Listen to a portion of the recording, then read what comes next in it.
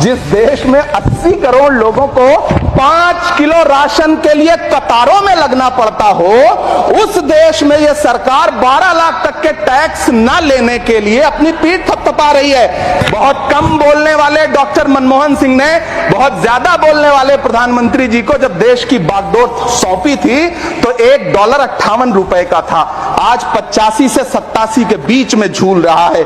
इन दिनों रुपए की अहमियत गिरती है तो न तो देश की प्रतिष्ठा गिरती है ना प्रधानमंत्री की गरिमा। हुकूमत इस कदर आवाम पर एहसान करती है, ये आंखें छीनती है और चश्मे दान करती है। सभापति महोदय, महाराष्ट्र का भिवंडी हो, मालेगांव हो, इचलकरंजी हो, यूपी का बनारस हो, मुआयमा हो, मुबारकपुर हो, रांची का छोटा नागपुर हो, बिहार का भागलपुर हो, हर जगह बुनकरों की उम्मीदें तोड़ रही हैं, लेकिन इस सरकार के पास उनके लिए कुछ भी नहीं है। मुरादाबाद का पीतल उद्योग, कानपुर का चमड़ा उद्योग, सहारनपुर का लकड़ी उद्योग, फिरोजाबाद का चूड़ी उद्योग, अलीगढ़ का ताला उद्योग, सब सरकारी प्लानिंग से तबाह हो रहे हैं। इन तमाम के बीच सरकारी सपोर्ट से बस एक उद्योग फल फूल रहा है, नोएडा का नफरत उद्योग। मैं प्रधानमंत्री जी से कहना चाहता हूं कि आप ही ने 1 मार्च 2018 को किंग अब्दुल्ला को, जॉर्डन के किंग अब्दुल्ला को मेहमान बना करके इसी दिल्ली में एक कॉन्फ्रेंस में कहा था कि मैं मुसलमानों के एक हाथ में कंप्यूटर और दूसरे हाथ में कुरान देना चाहता हूं।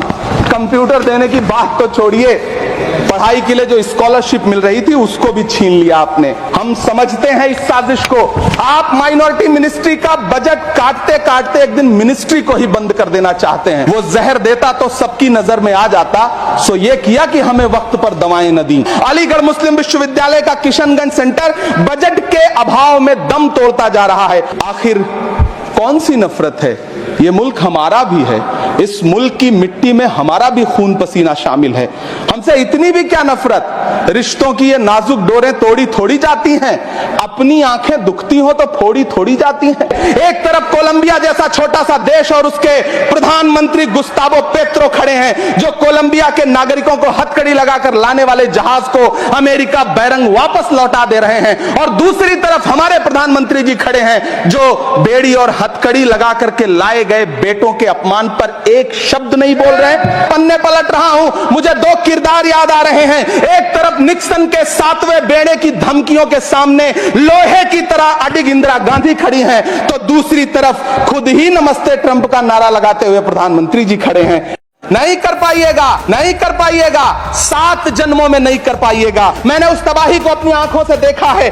मैं इतिहास के पन्ने पलट रहा हूं, मुझे 2 किरदार याद आ रहे हैं। एक तरफ निक्सन के 7वें बेड़े की धमकियों के सामने लोहे की तरह अडिग इंदिरा गांधी खड़ी हैं, तो दूसरी तरफ खुद ही नमस्ते ट्रंप का नारा लगाते हुए प्रधानमंत्री जी खड़े हैं। इन दिनों रुपए की अहमियत गिरती है तो न तो देश की प्रतिष्ठा गिरती है ना प्रधानमंत्री की गरिमा। हुकूमत इस कदर आवाम पर एहसान करती है, ये आंखें छीनती है और चश्मे दान करती है। वित्त मंत्री महोदया बजट में महंगाई का मां भी नहीं बोलती हैं। मध्यम वर्ग का हितैषी बताते हैं खुद को तो शर्म नहीं आती है? कम से कम मरने पर तो लोगों को बख्श देती, लेकिन नहीं, वहां भी लूटना है। कफन तक पर टैक्स लेने वाली है सरकार, किस मुंह से खुद को मध्यम वर्ग का हितैषी बताती है? कौन सी संतुष्टि, किसकी संतुष्टि? कदम कदम पर टैक्स देकर लूटने वाली जनता की, या फिर जनता से टैक्स वसूल करके धन्ना सेठों का खजाना भरने वाली सरकार की? एक तरफ कोलंबिया जैसा छोटा सा देश और उसके प्रधानमंत्री गुस्तावो पेत्रो खड़े हैं जो कोलंबिया के नागरिकों को हथकड़ी लगाकर लाने वाले जहाज को अमेरिका बैरंग वापस लौटा दे रहे हैं, और दूसरी तरफ हमारे प्रधानमंत्री जी खड़े हैं जो बेड़ी और हथकड़ी लगा करके लाए गए बेटों के अपमान पर एक शब्द नहीं बोल रहे। हम अमृतकाल सुनते आ रहे थे, ये अमृतकाल इतनी जल्दी समाप्त हो गया। माननीय श्री इमरान प्रतापगढ़ी जी 15 मिनट। धन्यवाद सभापति महोदय।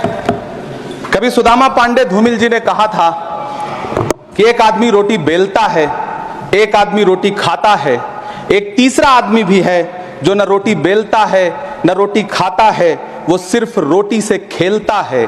वो तीसरा आदमी कौन है? मेरे देश की संसद मौन है। सभापति महोदय, वो भी क्या दिन थे जब संसद में देश का बजट पेश होता था तो देश की सड़कें ठहर जाया करती थीं। रेल बजट पेश होता था तो लोगों की उम्मीदें रेल के डिब्बों की तरह पटरियों पर दौड़ने लगती थीं। पूरा देश धड़कने रोक करके वित्त मंत्री और रेल मंत्री को सुना करता था। अफसोस, अब बजट पेश हो जाता है, मीडिया चैनल सरकार का महिमा मंडन करते हैं और बेचारी जनता बजट के आंकड़ों के शब्द जाल में उलझी हुई महीनों बाद समझ पाती है कि उसका तो फिर से कट गया। सभापति महोदय, पिछले 2 साल अमृतकालीन बजट पेश किए गए और इस बार एक नई शब्दावली गढ़ी गई है, तुष्टीकरण बनाम संतुष्टीकरण का बजट। सभापति महोदय, सुनने में कितना अलंकारिक लगता है ये शब्द। सोच रहा हूं देश की वित्त मंत्री और प्रधानमंत्री जी से पूछूं कि आखिर किसकी संतुष्टि। जिस बजट में मनरेगा के लिए 1 रुपए की बढ़ोतरी ना हो, वही पुराना 86,000 करोड़, जबकि पहले ही 9,754 करोड़ का घाटा हो।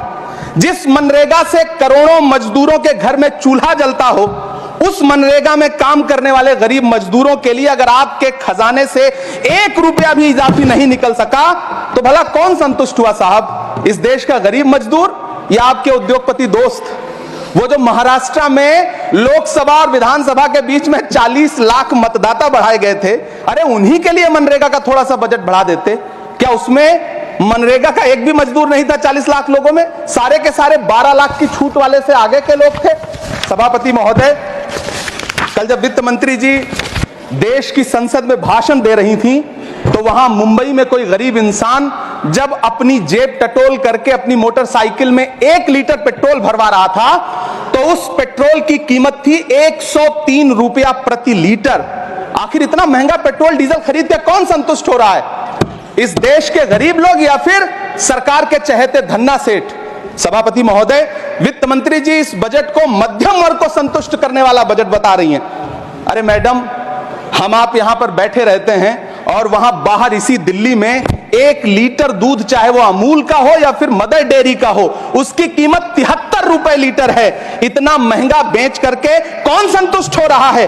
गरीब जनता या आपके धन्ना सेठ दोस्त? सभापति महोदय, इस सरकार का बाजार और महंगाई पर कोई नियंत्रण नहीं रह गया है। चाहे देश में लहसुन 400 रुपए किलो बिक जाए, टमाटर 100 रुपए किलो बिक जाए, प्याज का दाम सुनकर आंखों में आंसू आ जाए, लेकिन वित्त मंत्री महोदया बजट में महंगाई का मां भी नहीं बोलती हैं। बच्चों की किताब और पेंसिल तक पर टैक्स लगाने वाले सरकार से मैं पूछना चाहता हूं कि आप मध्यम वर्ग का हितैषी बताते हैं, खुद को तो शर्म नहीं आती है? खुद को धार्मिक कहने वाली सरकार भगवान श्री कृष्ण के प्रिय खाद्य पदार्थों दही और मक्खन तक पर जीएसटी लगाती है और बात करती है मध्यम वर्ग की हिमायती होने की।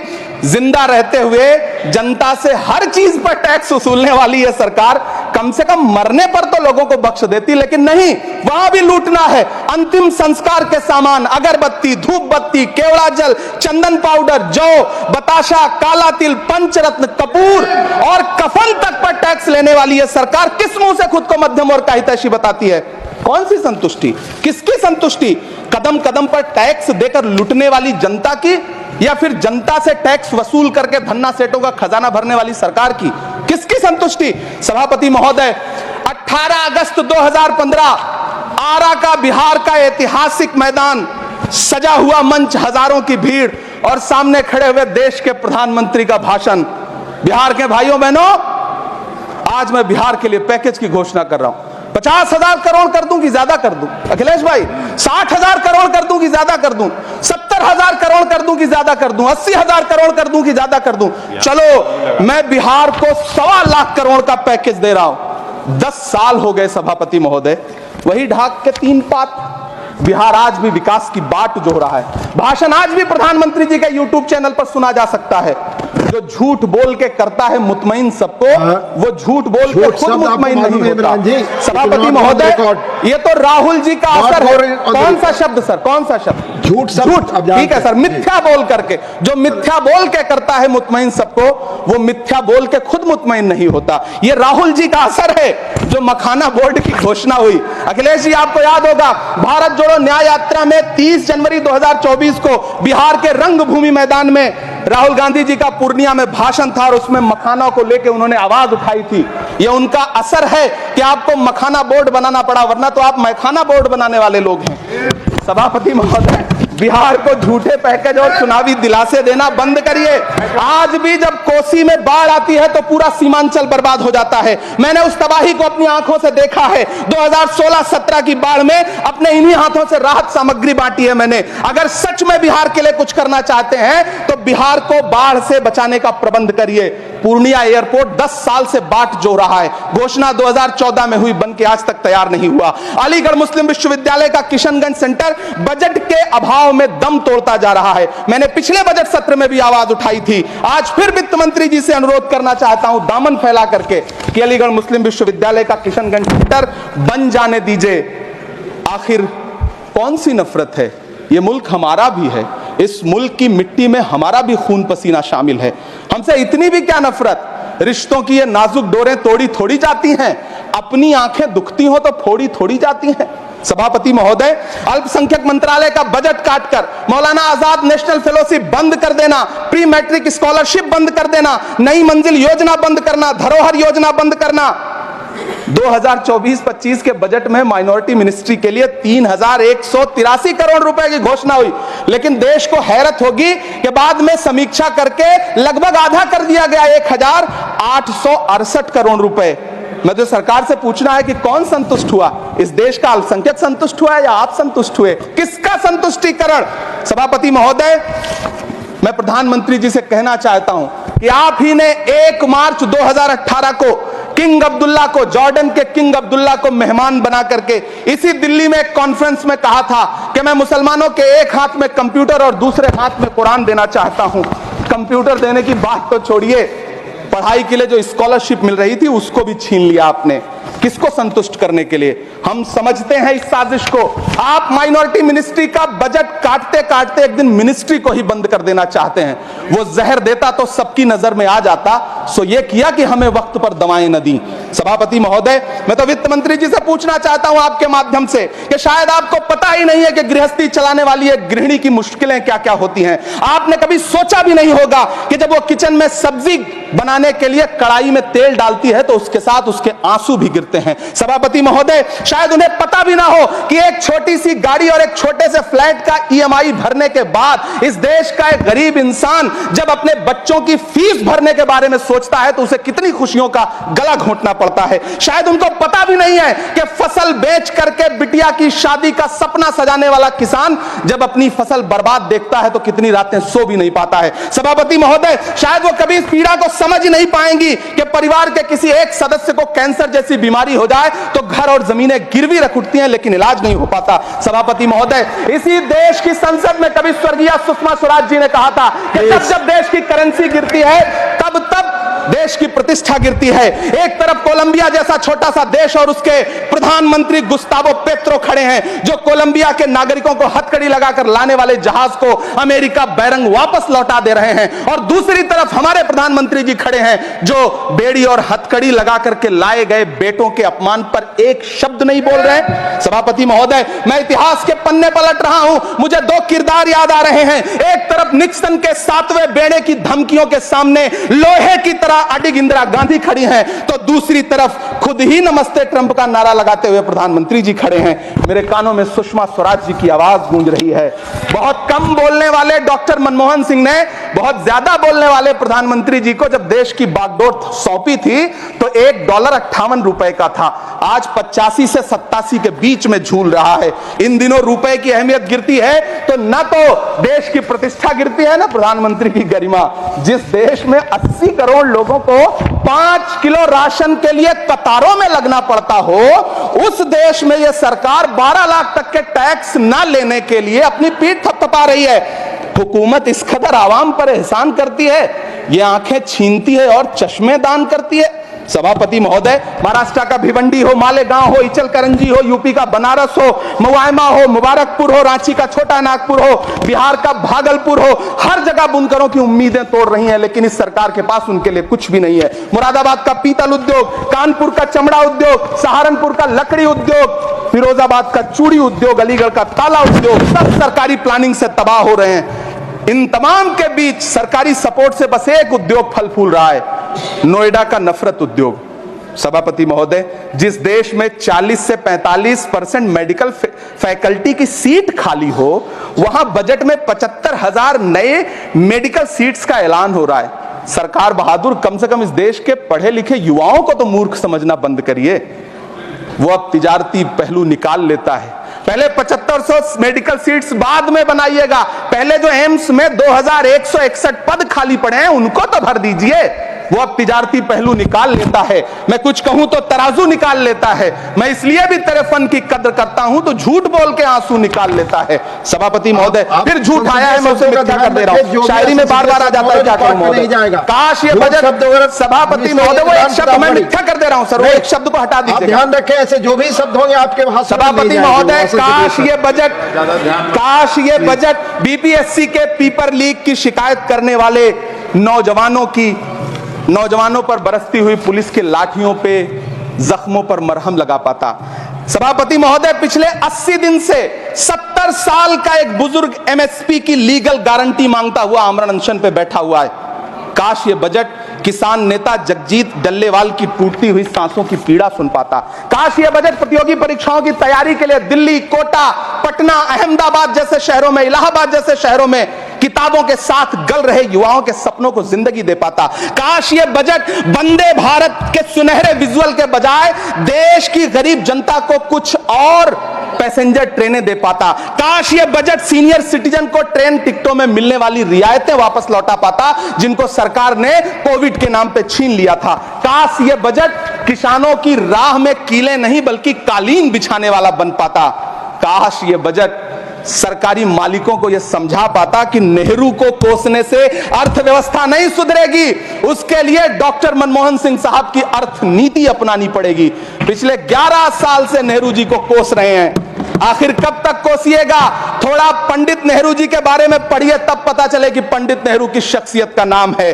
दुनिया का पहला ऐसा राजनेता जिसने अपनी जिंदगी की आजादी के लिए, देश की आजादी के लिए 3259 दिन अंग्रेजों की जेल में बिताए। पंडित नेहरू एक ऐसे महान शख्स जिनके पिता पंडित मोतीलाल नेहरू, जिनकी बहन विजय लक्ष्मी पंडित, जिनके बहनोई पंडित रंजीत सीताराम, जिनकी बेटी इंदिरा गांधी, जिनके दामाद फिरोज गांधी, सब ने अंग्रेजों से लड़ते हुए स्वतंत्रता आंदोलन में जेल काटी। आप किस मुंह से उनकी लकीर छोटी करने की बात करते हैं? नहीं कर पाइएगा, 7 जन्मों में नहीं कर पाइएगा, क्योंकि जिस्म की मौत कोई मौत नहीं होती है। जिस्म मिट जाने से इंसान नहीं मर जाते, धड़कने रुकने से अरमान नहीं मर जाते, सांसें थम जाने से ऐलान नहीं मर जाते।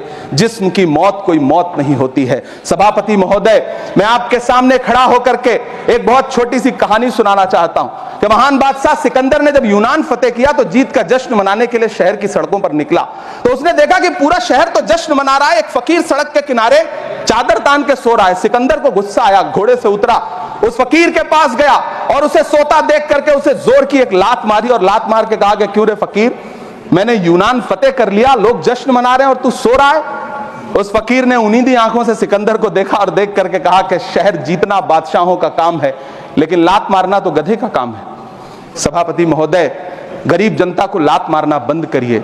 यह अमीरों के लिए बनाया गया बजट है, यह निराशाजनक बजट है। हम अमृतकाल सुनते आ रहे थे, यह अमृतकाल इतनी जल्दी समाप्त हो गया कि अब अमृतकाल का कोई नाम तक नहीं लेना चाहता है। इसलिए मैं इस सदन में खड़ा होकर के देश की वित्त मंत्री महोदया से कहना चाहता हूं कि आपने अल्पसंख्यकों के बजट में जो कटौती की है उसको बहाल करिए। आपने मनरेगा को जो स्थिर रखा है उसका घाटा 9,754 करोड़ है, कम से कम उतना बढ़ा करके फिर से उसे बहाल करिए। नौजवानों के लिए रोजगार दीजिए, किसानों को एमएसपी की लीगल गारंटी दीजिए। यही मैं आपसे अपील कर रहा हूं। धन्यवाद सर, आपने इतना जो समय दिया उसके लिए शुक्रिया।